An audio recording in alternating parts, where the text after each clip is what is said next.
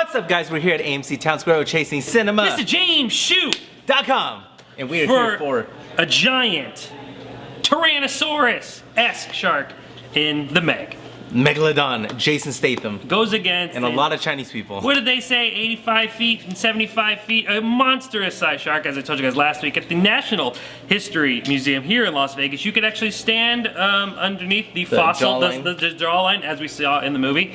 And I couldn't touch the top tooth. Amazing. Even myself. And that thing was very big. Existed, if it doesn't still exist. Yes. Jason Statham goes one-on-one with the shark, and spoiler alert, Jason Statham doesn't kill the shark because his mother was named Meg.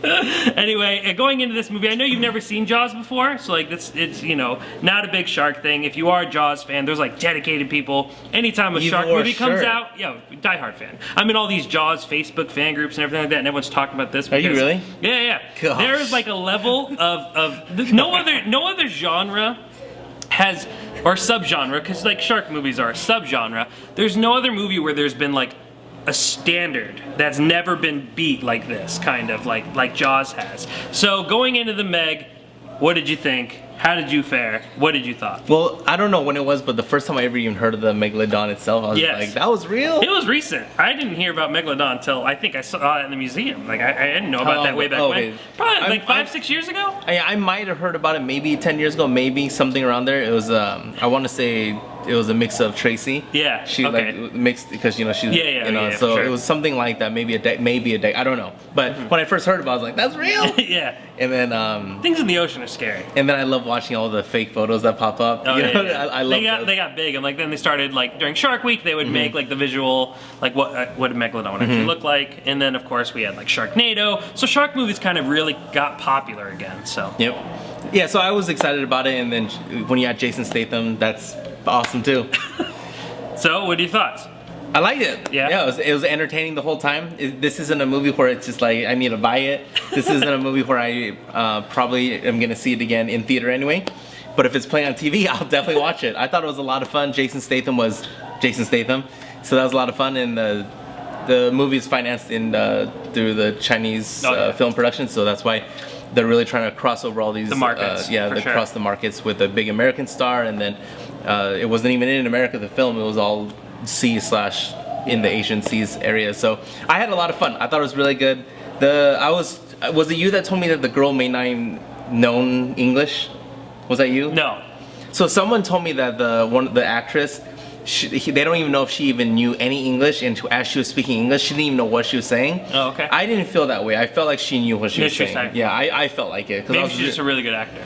Maybe. But yeah, I had a lot of fun. The Yorkie they used, they really could have used Dang, you're gonna go right at the Yorkie. They really could have used Theodore. They could have used Theodore. Theodore's much cuter than Pippin. Pippin, honestly. It's the long hair, yeah? I don't like long-haired Yorkies. Yeah, no. This really has nothing. But the long-haired Yorkies, just... You should start a channel called Chasing Yorkies and just review different Yorkie haircuts. You could have had Theodore, and then Theodore could have really just...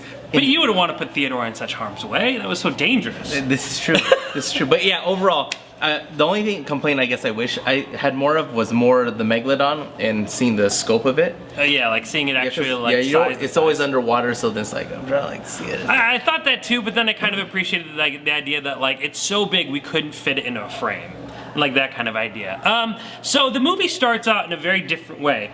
I think what's really cool is you can either go two ways with the shark movie. You either have a killer shark that's just crazy and can eat everything like we saw in The Shallows. That was a really good movie. Yeah, a fan of that, you know, I mean, that was a big one. Or you do something where sharks are just an element of where you're in. And that's how this movie starts. We actually kind of start with this really interesting, almost like 47 Meters Down-esque rescue mission. Another good movie. Which is like 45 minutes in itself, or like maybe 30 to 45 minutes of itself. And it's in itself, it's an interesting movie about this guy having to go down so much and having to save these other two people. And it has this really great emotional draw, and then we just go crazy into the silly, crazy, you know, cheesiness. I think this movie really just balances everything really well. You got your moments where you're gonna jump in your seat, you got your moments you're gonna laugh, you have the few emotional moments where you could get kind of sappy with, you know. They hit you right off the bat with something that you're like, oh, tugging at the heartstrings. And I think that's why this movie works. I think it's a good time. It's not a movie that you're gonna look at and kind of think of Jaws, which is one of the greatest American films ever made. Of course not, so all my Jaws followers, you know, don't get upset with me. But it's true, like I think this is a really strong movie because it works in the opposite direction. It knows that it doesn't want to be Jaws, it wants to be something that's fun and wild. And it basically, like Transformers, right? Like, we just need to be in this world where the unbelievable is possible and we're here to have fun. Not that I have fun in Transformers or anything, but you get the idea. I think the movie does a lot of homages to Jaws, though. I mean, there's the Kittner kid in Jaws, and the Jaws people who know that, there's that famous scene where the kid's arguing with his mom to go on the water, and unfortunately that kid eventually meets his doom. That is like taken almost right out of the movie here and used. Yeah, there's that kid who's like, come on, let me go in the water, let me go in the water at the very end of the movie. But we'll see if he suffers the same Kittner fate or not. What can I say? I think the movie really I think there's like 3 movies here that just kind of all blend well. You have these 3 major events that happen: the rescue, there's the first encounter with the shark, and then you have the third encounter with the shark at the very, very end on the beach, and you kind of have that crazy shark-esque moment. And I think all of them work in their own kind of unique way. You have a great cast. One of the stars, Paige Kennedy, I saw him way back when in a movie called Leprechaun Back to the Hood, and he was very, very funny in that movie. Which and one's Paige? He was the one who like never wanted to get in the water, couldn't swim. He's DJ in the movie. Okay, yeah. Didn't want any part of it. He wanted to get home. And it was great to kind of see him finally end up in a movie like this of this caliber, which is also very similar of like this horror comedy type. And we had a role. Batwoman in the movie. Yes, yeah. The new Batwoman. Which I didn't know the first time I saw the Meg, but now it came out in the meantime, yes, so which that's was pretty Batwoman. cool watching her. You know, Jason Statham. I didn't think her acting was bad either. So No. And I don't think, granted, this isn't a movie necessarily for acting or script. Like, you know, watching it second time round, most of the reactions of the cast are, covering their mouth, you know, like that. But I mean, I just think it works for what kind of temperament this movie wanted to go after. I'm trying to think. Jason Statham, who, you know, broke on the screen with Transporter and was like just a BA. The Rock came along, stole all of his thunder, being like the action star. He did. He did. He came back, stole all the thunder for being like the action star of today. And but then now here they're we meet kind up again in Fast and Furious, which so we will, okay. you know, and this could be, you know, would be interesting to tie these all in together. But I think right here you have Jason Statham kind of like at top form. You're like, he's perfect in this movie, right? Literally, the movie has a bunch of different things going on, but pretty much every scene is there's a problem, someone tries to fix it, and Jason Statham goes, all right, I'm going in, right? And like every scene, 5 minutes in, Jason Statham's hopping in the water to save somebody, and it's just, I think you could just have fun watching this. Spoilers? No, or do you have some more to say? Go on. Is the thingy, does anybody know here, is the thingy real when they're going down to that depth? That yeah, the Mariana Trench. Well, no, I don't think that's real. And I was telling my buddy Danny, who was watching the movie with me, I said, like, for me, I bought how the Megalodon escapes the trench. But I'm sure someone with, you know, a marine biologist or any science degree. That's not really action. Yeah. Well, not even that could be like, that's just stupid. That's not how this would work at all. But for me, I thought that was really interesting. And the idea that we could go. What's the thing that's holding them back? What is that called? They describe it in the movie. It's like a cluster of hydrogen or some type of cloud. Real? I don't know. I don't believe. Does anyone know if that's even real? I don't think we've been down that. Is that real though? No, I don't think we've been down that far. Okay.